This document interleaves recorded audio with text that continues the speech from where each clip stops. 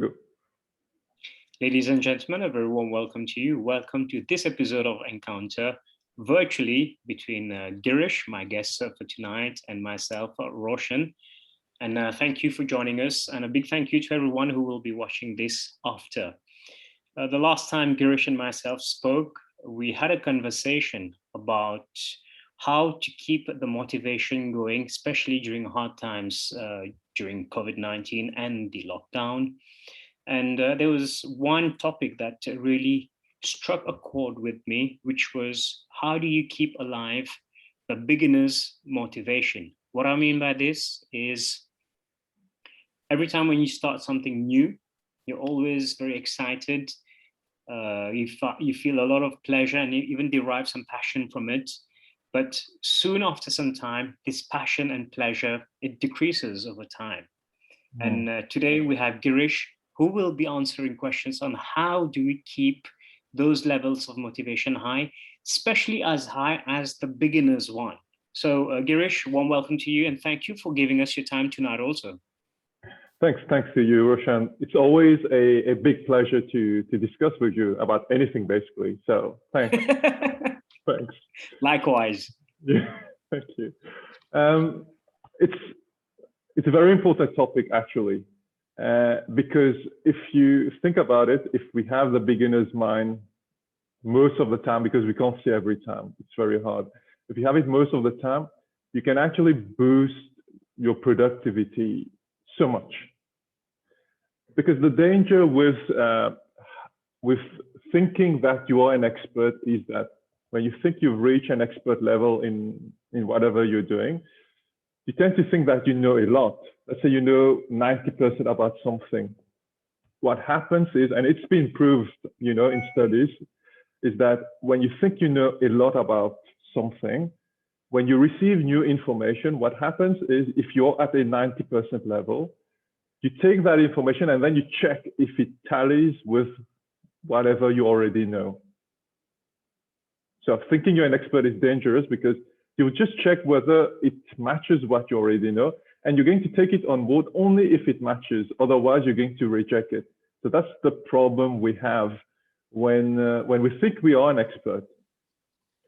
And in that way, we don't get to grow as much as we could possibly grow. And this is why we have that concept of beginner's mind, which is called Shoshin in Japan. It's actually a Zen term, and it's been widely used in meditation because it forces you or it trains you to actually sit every meditation session with a beginner's mind. Because if you think about it, meditation, the way it's done in Zen, it's basically you sitting and looking at the wall. And if you do it every day, you tend to think it's boring. I just look at the wall every day. So you're supposed to sit with the beginner's mind, meaning the wall is not the same every day. I mean, your thoughts are not the same. The sensations are different. So the more you start practicing the most boring routine thing, but with a fresh mind, you start to train your mind in such a way that you can actually look at everything from a beginner's mind. And it becomes very important in all the spheres of life, actually. In a relationship, for example, Roshan, think about it. You know a friend for, let's say, 15 years, right? So you may tend to think that you know the person really well. But if you really talk to the person every day as if it's a fresh day, and you really look at the small details, the small things that changes, you'll see it's just a new person every day, basically. So if we approach everything in life with the beginner's mind, everything becomes beautiful, actually. The relationships you are in, your work, because you get stuck in traffic every day, but the traffic is different. So if you start observing these small details, every day becomes a new day. So for what I gather from what you just said is by keeping the beginner's mind, you don't allow your own prejudice to have an impact on your decision. So that's why it's important not to judge things, new things, or anything that comes to you. Always look at it with a beginner's mind so that you don't miss out on other things or new things or other potential, Yeah. or even miss out on threats that might occur to you. And also, I think it's very important, especially in a world that's changing so much, that we have to be open to new things. We have to be open to growth and change and evolution, basically. Mm-hmm. One more thing you just said is staring at the wall all the time. The wall is always the same, right? But it depends on your feelings, on how you spend the day. Yes. Does that also not mean that the wall stays the same, but you change the way you react towards the wall, if Yeah. that makes sense? Yeah. Yeah. Because if you think of deep down, it's all based on you interpreting things, isn't it? So if you think about it, it's your interpretation which changes. The things which happen to you, right? But the way you look at things, that's what changes. For example, you get up one day and you decide I'm going to concentrate on all the negative things which happens during my day, and you're going to find a very boring, dull day. Mm-mm.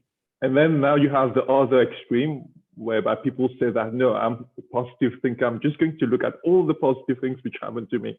So my boss shouts at me in the morning. I'm going to completely ignore that. I'm going to focus on the nice chat I had with my friends. So you have the other extreme too. But in the middle, it's both happening. You mentioned also about keeping an open mind, even if you have achieved a certain level of expertise. Mm-hmm. I think we said a few words on it, but I think it might help the viewers understand better. I consider you're an expert in teaching. That's what you do every day. Mm-hmm. I'm decent as a journalist and as a news anchor, but let's say we have a certain degree of expertise. Yeah. So how do we apply that open mind and not allow our judgment to stop us from learning new things, which also is important in terms of interpretation, which is the way you interpret things also means that you have to be open to change because there is evolution, right? Yeah. I'll need to go back to another Buddhist term to explain that to you. There is a term in Buddhism, in Zen Buddhism, called the bodhicitta. Okay, and the bodhicitta, as a definition, it's about an enlightened mind. Okay, or a mind seeking enlightenment. Okay, so we need to have a mind which is so pure that the only effort of the mind is actually to become wise. To become wise, to get knowledge. And that knowledge is beyond your ego. So you want knowledge, you want to become wise, you want to understand, and that's beyond your ego. Meaning, if you're not understanding something and someone else is actually explaining that to you, you forget about yourself, whether people perceive you as someone who doesn't know something. You completely drop that ego, and your only quest is actually to understand. So that's the attitude to have. To only Is a bit what we are doing right now. Exactly. You might be saying something which triggers something in me, and both of us were just trying to understand. If you think about it, everything we've been doing, all our talks, it's about trying to understand. I don't know whether I'm right. I don't know whether you're right. We're just trying to understand something. And that's Sure. One thing that I've noticed about our conversation is I'm more open to, whatever you believe. I respect what you believe because it's your way of thinking. I cannot eat for you. I cannot go to the gym for you. So I can only respect it. And I think that helps because by doing this, I've noticed that I have, not that I was disrespecting you, but I have more respect for you now. Thank you. Don't thank me. It's a two-way traffic. It is. But as I asked you earlier, in terms of expertise, can you give an example in terms of you as a school teacher or me as a journalist? How can you, even if we have achieved a certain degree of expertise, can you take those examples and explain it a little bit further? Let's take your case as a school teacher. Yeah. Can I tell you a story? Yes, please. Okay. We love stories. So there's actually a story which highlights or which tries to explain what the beginner's mind is. All right. And it's actually a real thing which happened in ancient Japan a long time ago. So there was a journalist. So let's say it's you. Okay. There was a journalist who was trying to understand about Zen philosophy. Okay. So he went to a Zen teacher one day. Okay. The Zen teacher invited him for tea. You know, tea is very sacred for them. So the Zen teacher invited him for tea, and the journalist went there, you know, with his notes, his pen, and all that, and entered the room. And there was a sort of eagerness in the eyes of the journalist, right? And the body language also was a bit tense. So then the Zen master told him that, you know, would you like to have some tea? And then the journalist said, yeah, I would like to. But there was a sort of, how do we say that, like a rush to get answers, you know, that eagerness. And then the Zen master kept pouring tea into the cup. Pour tea. And then it started to overflow. All right. And then the journalist told him, you pretend to be a Zen master and you can't even be concentrated enough to actually pour tea, you know? And then the Zen master smiled. And then the Zen master told him that, how can I pour tea into your cup if it's already full? So is he referring to the way he thinks? Yeah. And his knowledge? Yeah. The thing is, the journalist went there seeking for knowledge. He was trying to understand Zen, all right? But he already had preconceived ideas about it. So he was just trying to have a debate about his own ideas, basically. And that's what the Zen master told him. Your cup was already full. So how can I pour into it? So basically, when we approach something, when we try to understand something, we drop all our ideas. It's as if we don't know anything. And we just have an empty mind and we try to learn. And we should be like a small child, you know, curious, wanting to know, asking questions. It's not about how much I know and I need to display that to people. Like I told you, the quest should be really pure. Be like a child, play, try things. You fail, you try things, you fail, but you keep learning. So it's about this. It's basically the more you can drop your ego, the more you can actually learn. If I may add something on this story that you said, I relate a lot to it because I'm completing 8 years this year. Time flies. And very often I'm on the field covering items and all, even a little bit harder during those COVID times. Yes. So we have to be more careful. I do realize when you have achieved a certain level of expertise, you tend to cover the item as per your judgment and the way you see things, and you already go there with a preconceived mind that this item should be covered this way, and the images and the text should be this way, and the interview should be as you know. But this is one of the things I always try to keep is I always try to interact with people. Of course, if you go to a place where you already know you're a little bit more comfortable, but when you're more comfortable, it also allows you to dig for more information. Yeah. So that's the good thing about it, which I always try to. So anytime that I go to cover a news item, I always try to go some 5 minutes before, just have a chat, understand what is the concept, because before going there I also have to do my background reading. Yes. So when you go there also, you compare your background reading to what is really happening. So it's called evolution, but also readjusting your opinion, so that when it happens, you already have a gist of what you have to expect. But it's not during when it happens and you have the surprise and you tell yourself, oh, this is not how I expect it to be. And it comes in as a shock. Yeah. So I always try to know, is there anything new? Is there something I should be made aware of?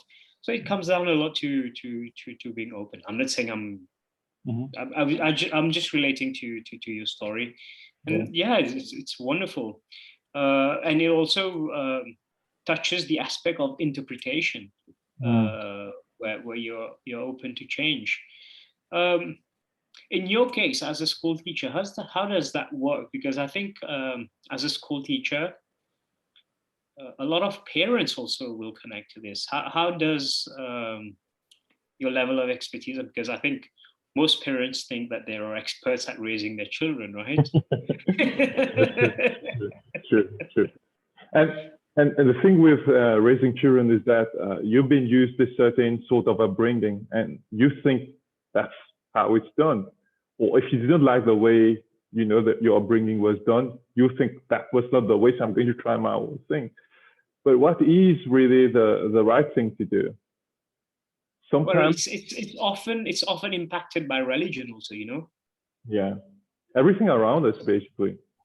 If you All think right, right. So you were saying, so, I was saying that you can actually learn a lot about human behavior by actually observing them. And the same with children. If you watch them learning, you see that they learn in different ways. I mean, in my case at school, I see some students, they really need to do something physically. They need to actually write, and then they understand it. And some really learn through conversation. And some will only learn only if you show them, like I teach maths, only if you show them how it's really applied in real life. If there's a link to a real life concept, then they're going to learn it. Otherwise, it doesn't interest them. And some just love abstraction, you know, they just love symbols. So you need to really understand how each person functions, and then you try to adapt your teaching to that. So if you go with a closed mind, thinking that that's the way I learned at school, that's the way it's done, you deal with it.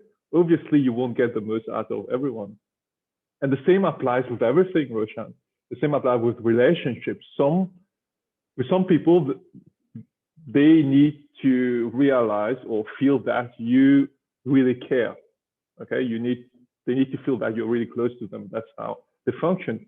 Some people need freedom. You know, they need their space.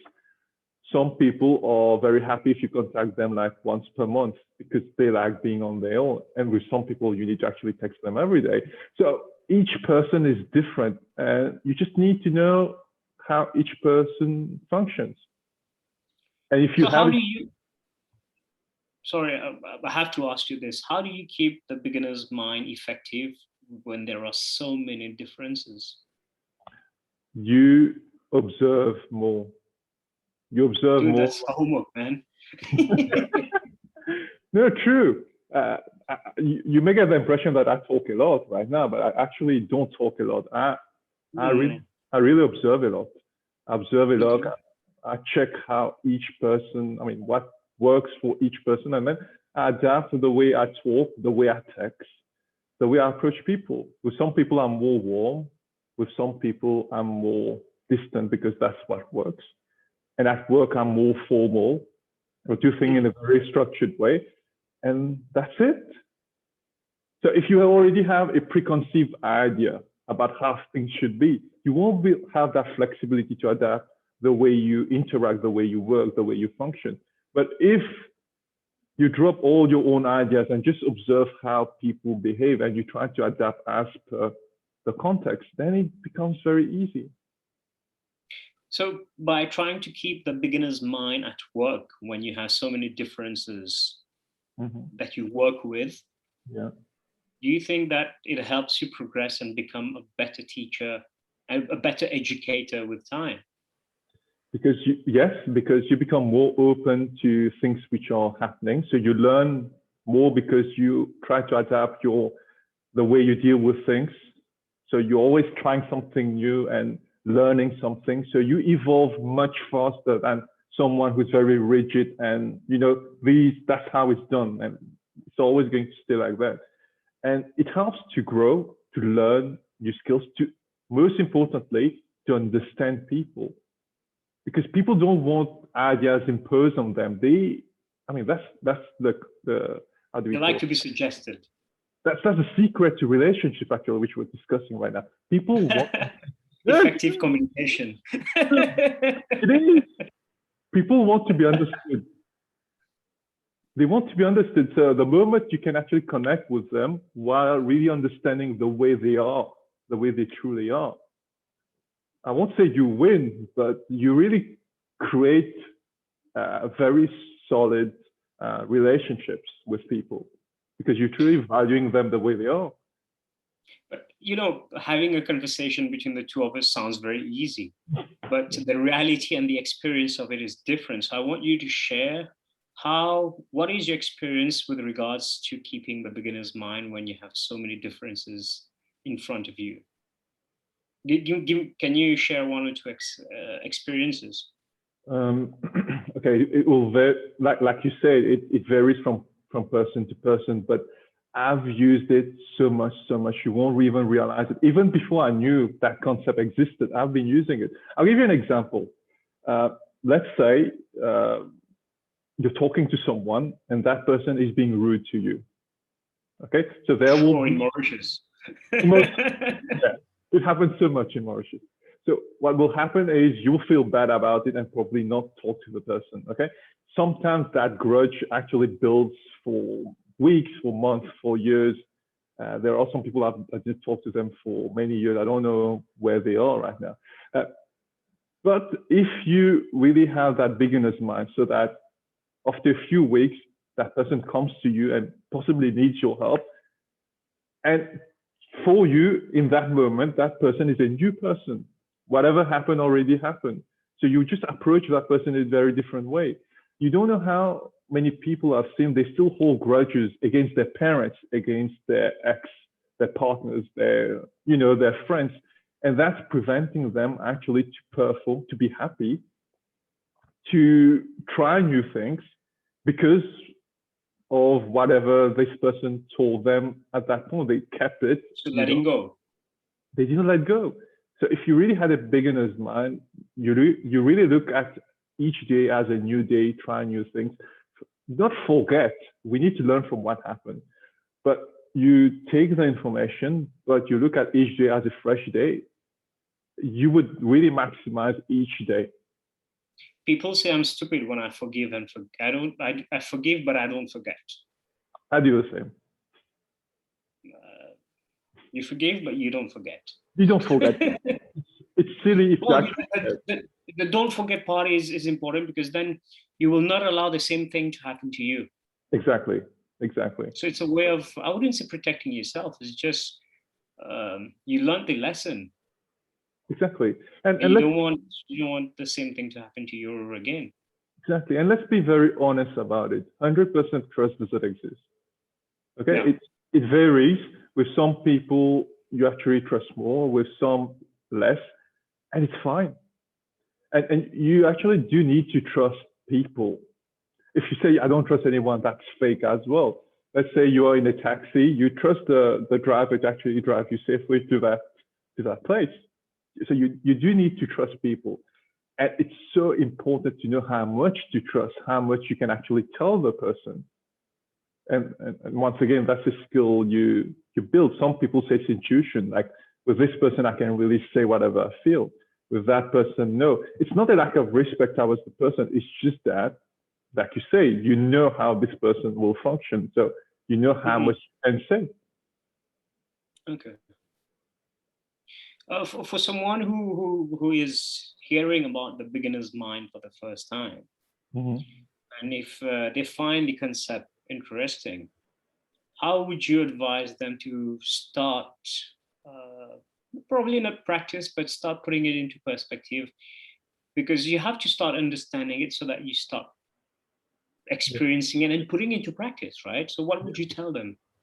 Yeah, you actually gave some very good pointers. One of the things you said was that you drop judgment. So let's say if you're reading about something, you don't judge whatever you're reading. Let's say you're reading about sexual orientation, something which some people already have preconceived ideas on, okay? You drop all the beliefs you have about this. You just look at whatever you're reading. you look at it objectively, and then you try to understand. So it's basically dropping all your judgments, dropping all your ideas, and really exploring something as if you don't know anything about it. So that's one thing. Second thing would be to really be in the moment, meaning when I wake up in the morning, usually I make tea, and every day it's a new experience.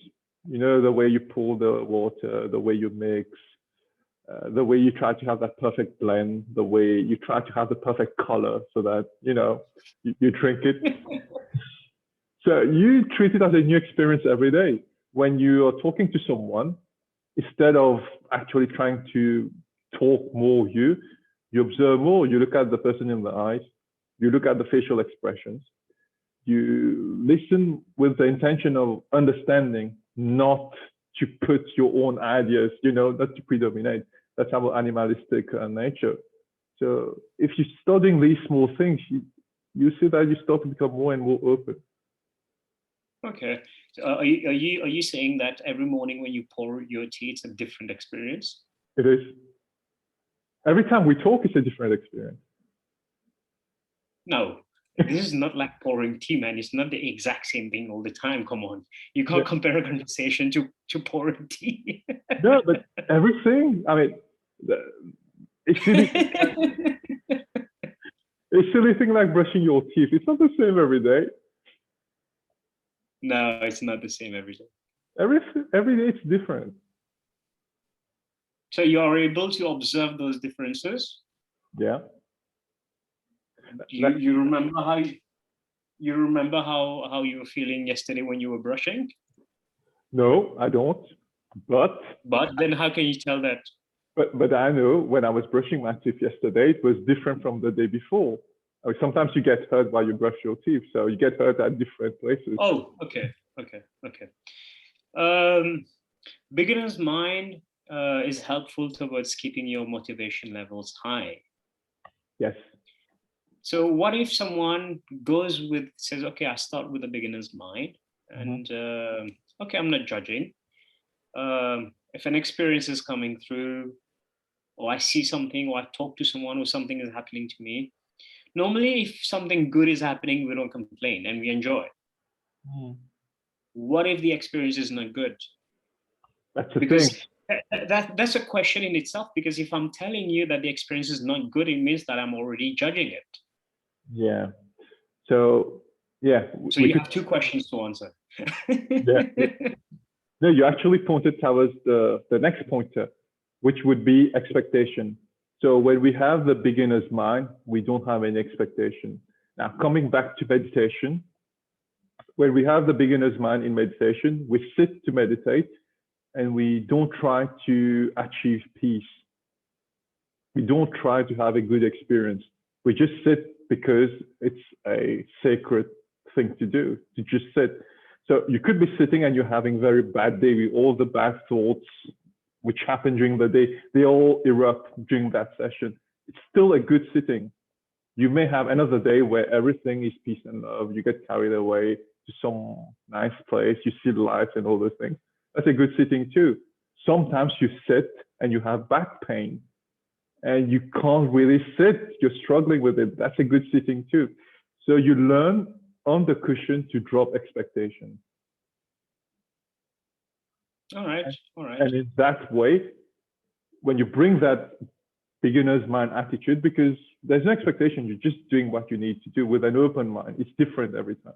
When you bring that to real life now, no matter what's happening to you during the day, whether it's good or bad, you just take it with equanimity because you've learned it during your meditation. Anicca. Exactly. There's something I came across recently. I try to listen a lot to Sadhguru. I find him fantastic. He's very good at communicating, and I like that. It's not very religious, but it's very scientific. And he says that, when you meditate, when you close your eyes, the aim is not to achieve peace or peacefulness, because just by closing your eyes and sitting, the natural instinct of your body is to be peaceful. Yeah. You have nothing to achieve. Your body is already peaceful. It's the mind that messes up. Yeah. This really hit me very hard, and I'm like, damn, this guy is right. Yeah, he's right.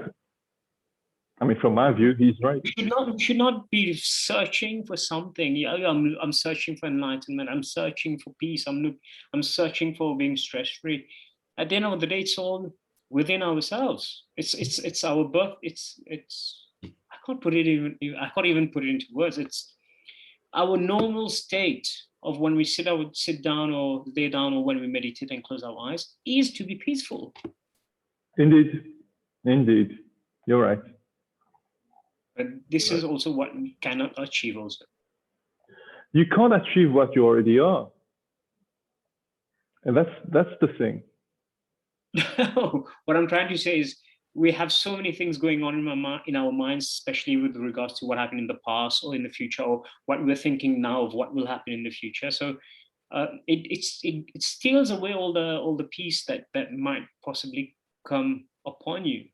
But it joins the beginner's mind that if you see everything with a fresh pair of eyes, you will naturally be more peaceful with yourself. Yes. Exactly. Wow, amazing. I'm asking the questions and answering myself. Yeah, you're right. But I think you're good wisdom on me. Yeah, a good pat on the back. Yeah. Geerish, we have, 30 minutes, half an hour just flew by. Before we close this interview, do you have any closing words or statements or anything you would like to share with the viewers? I'll just end with what you just said. Whatever you described from Sadhguru, I don't listen to him a lot, but people send me a lot of things from him. But it's actually one of the Zen concepts also, which exists, which tells you that people, I mean, each of us, we are already enlightened. Okay, it's just that we don't know. We don't know it sometimes. And that's why the aim is not to achieve enlightenment, but basically to drop everything. So that's why we have that famous line, to drop the body and mind. So that's what we do. You sit, you drop your body and mind, and whatever stays, that's the enlightened state. So I'm not the body, I'm not the mind. You drop it. You are. You said that in practice. You are, but you are not also. You're beyond that. The law of duality. That's another conversation to be had, Geerish. I know. That's going to be another hour. Yeah. I think that's going to be one of the private sessions. And once we are able to break a segment out of it, I think we can bring it to a conversation then. Exactly. Yeah. We try to do that another day. All right. Definitely. Geerish, thanks a lot. Thanks to you. Thank you very much for your time and sharing your wisdom with us. I hope we can keep on doing this once a month. Once a month, like we discussed, yeah. And also, if anyone watching it finds it interesting, you can drop a word. If you have any suggestions on the topic or what is to be discussed, please share. Please write a word.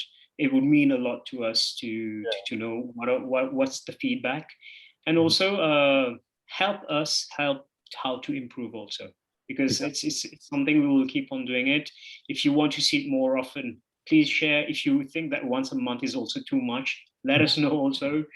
And if there's anything that is bothering you also and you would like it to be discussed, me and Geerish, we've been speaking a little bit more often lately, and we often come up with topics. Yeah. And so feel free to write a comment or even drop a message in the inbox, whether it's mine or Geerish's, and we will gladly try to address it. Exactly. Geerish, thanks a lot. That's to you. Thank you. See you very soon.